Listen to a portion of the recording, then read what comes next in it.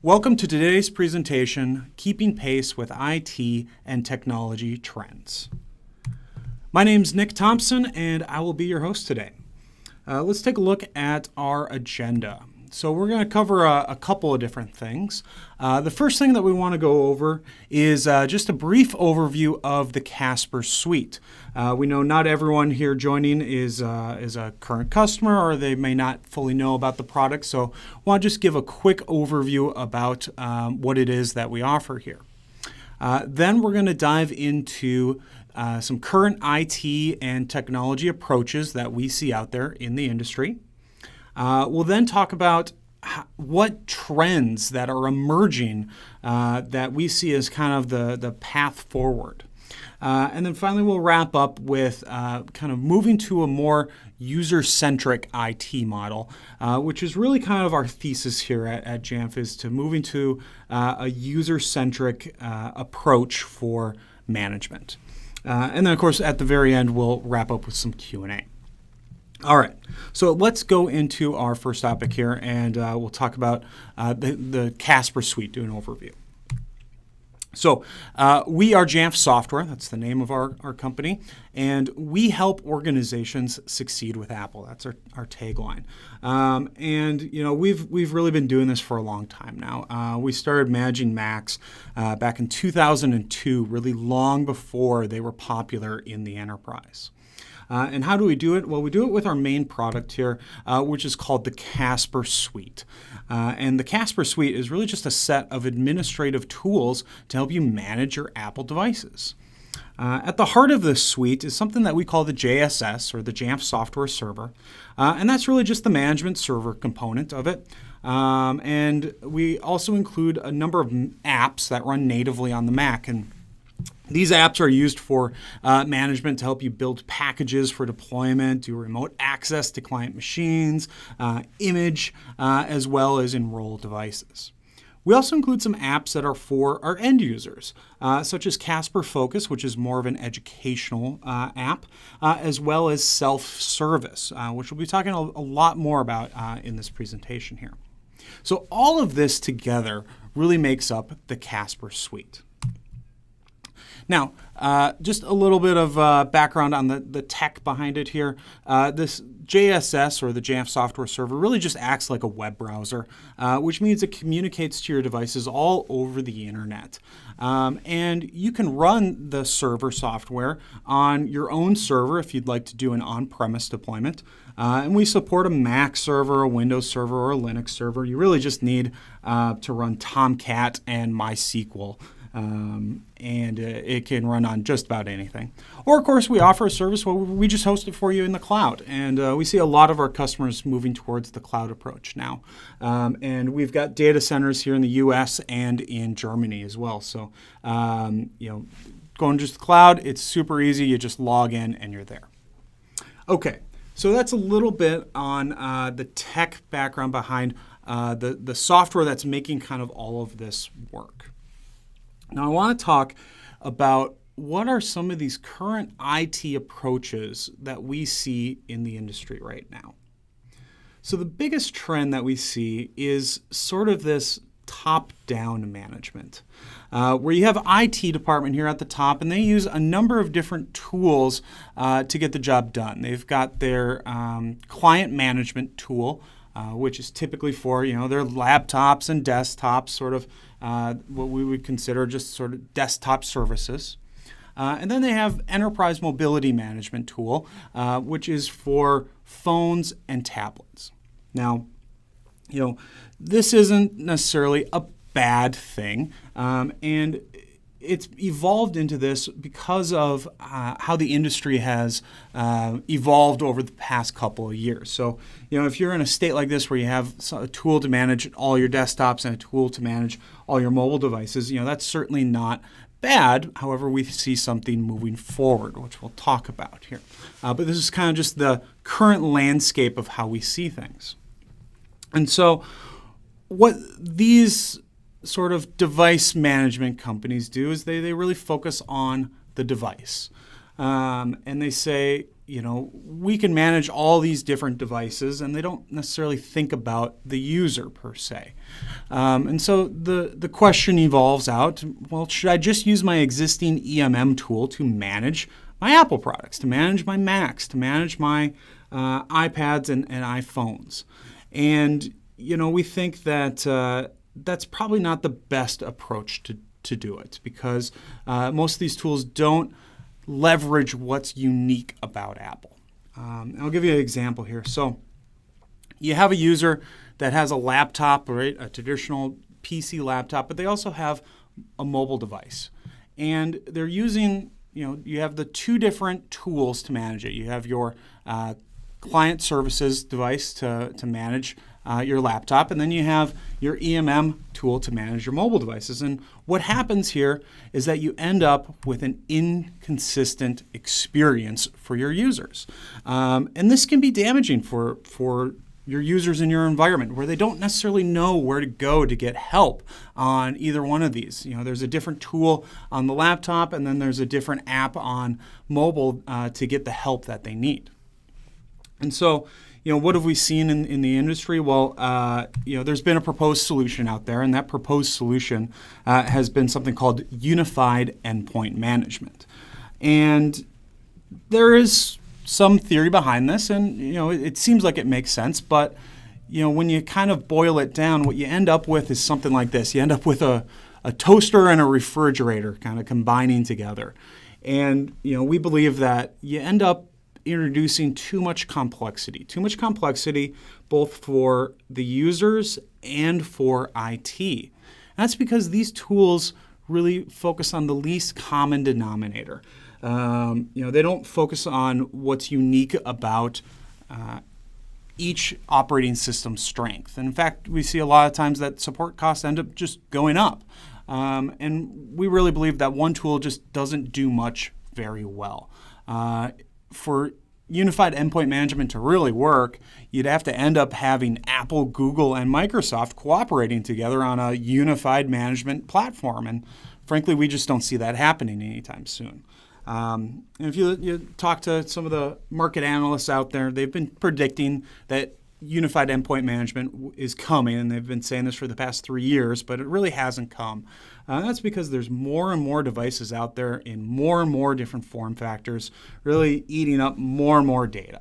So again, we think there's a better way. Instead of having this divide amongst your management tools of saying, have one for mobile and kind of one for your laptops or your desktops, we say, focus on the device, focus on what's unique about these things. Focus on, in this case, Apple.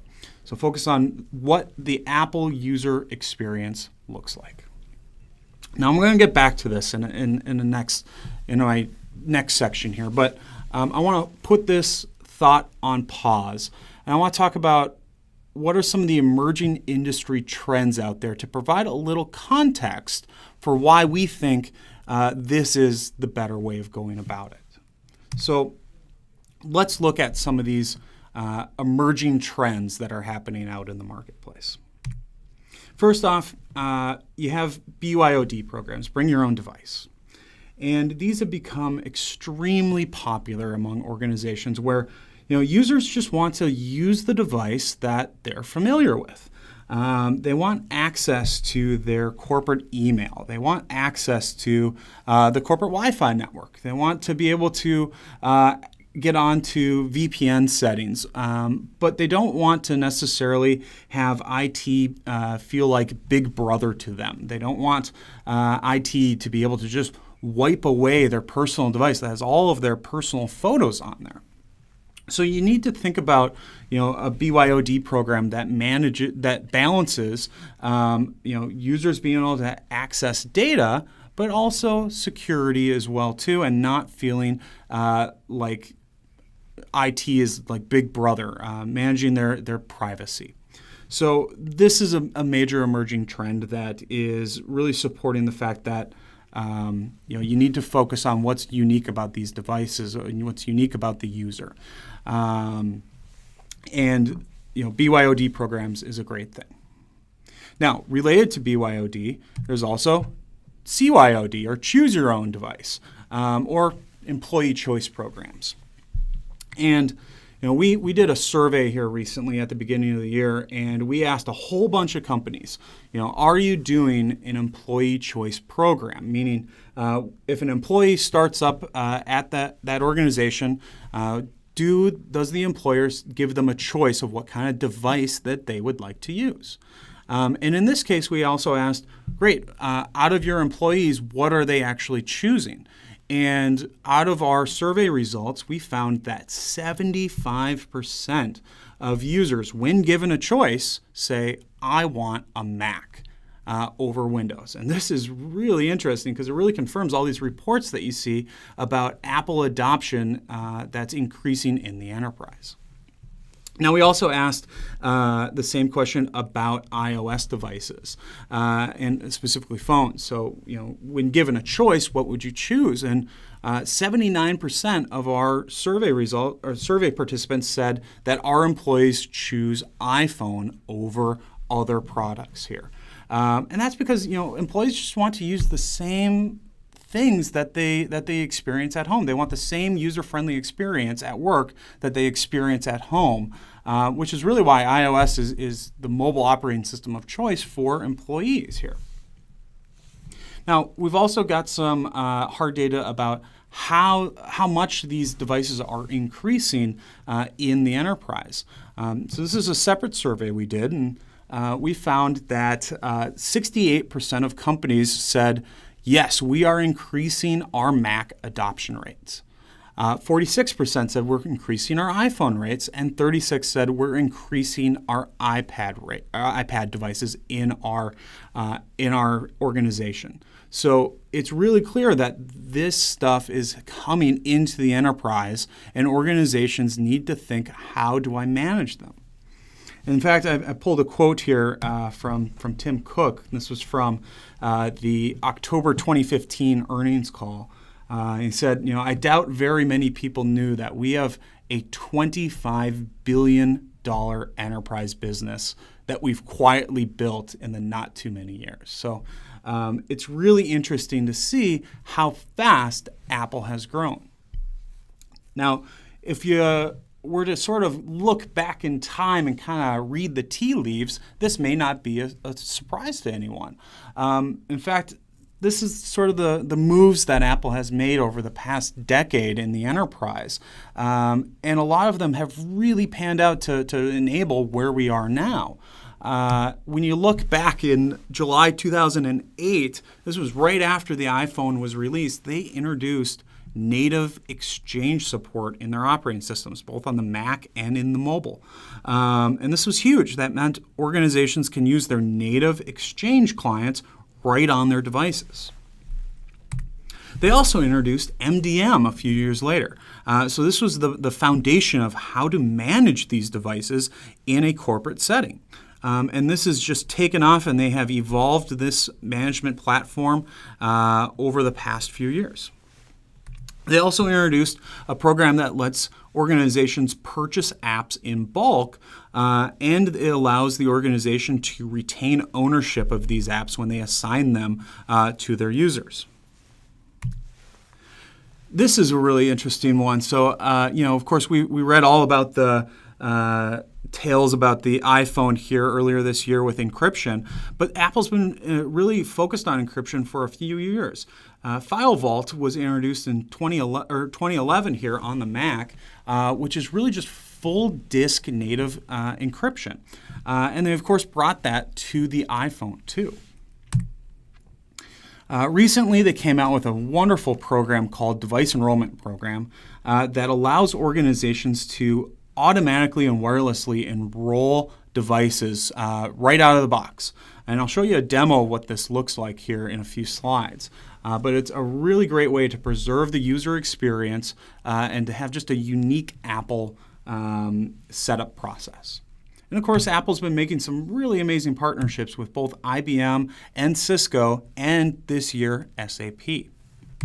So, it's really great to see that these companies are working together and to really be influential in this enterprise technology space. And we've already seen some great things from this. IBM has produced a lot of great apps that for specific verticals. So if you're using iPad and iPhone, you can really get some richness out of that platform on apps.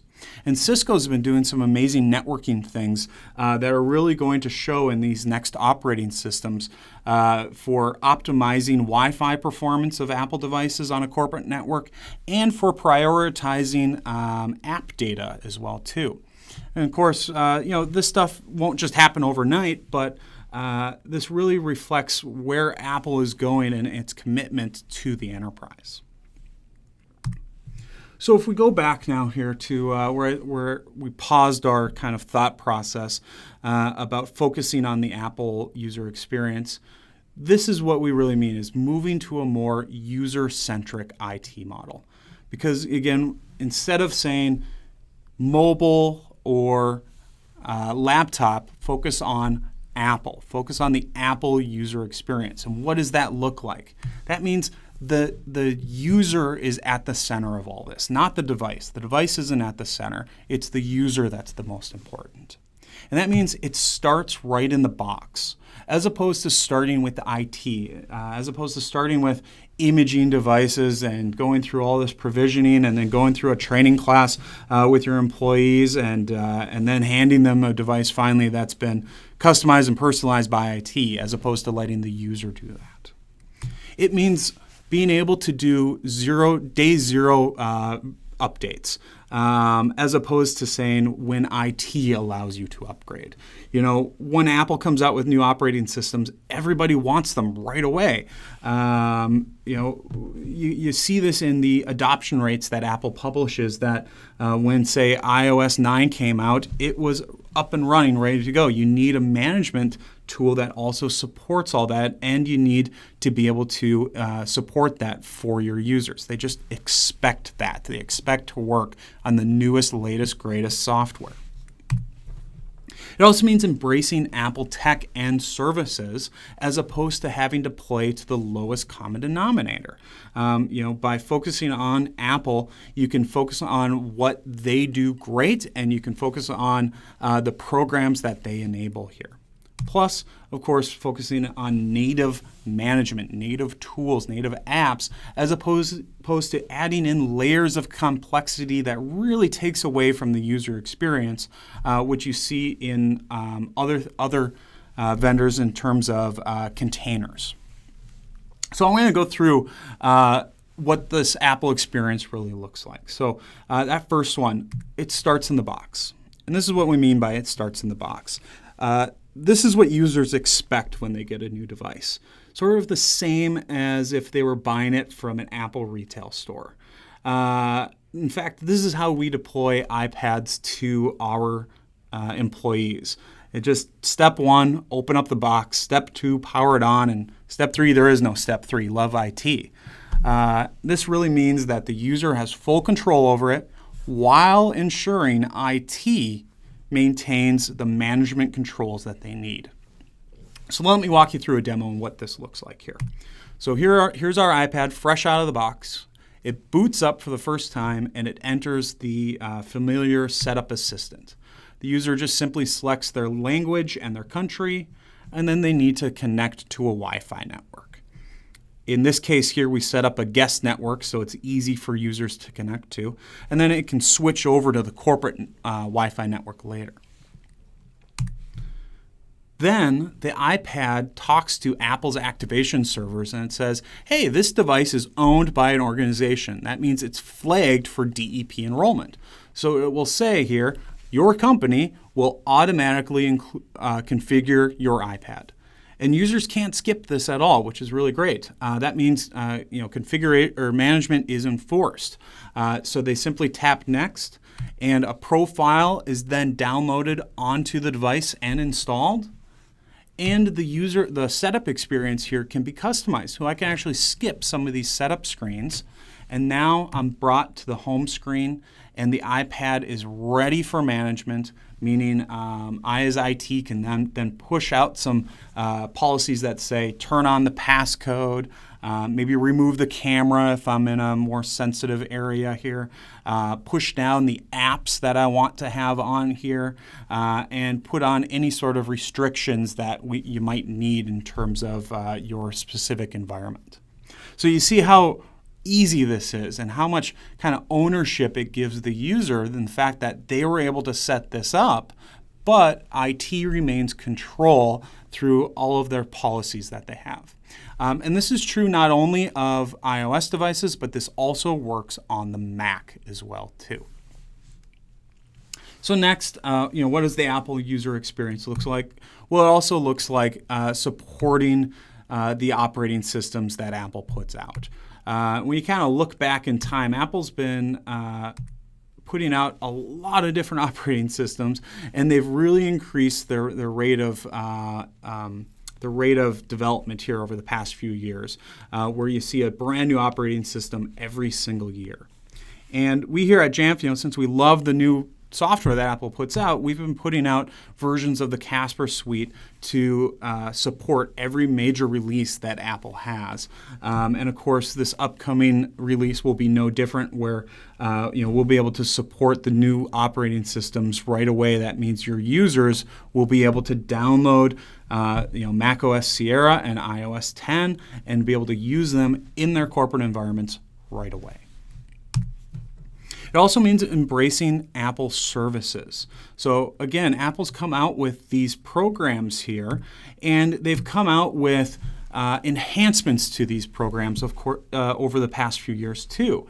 If you're not familiar with these, highly recommend that you just go out to their website and sign up for it. It's completely free to sign up for them, deployed@apple.com, and it allows you to then do what we just saw, to flag devices for corporate ownership so that when they boot up for the first time, they're automatically enrolled. It allows you to push apps to these devices while you retain ownership of the apps. And if you're a school, they've got really great programs for schools to do these exact same things too. What else does the Apple user experience look like? Well, it looks like native management. And this is really how the Casper suite works.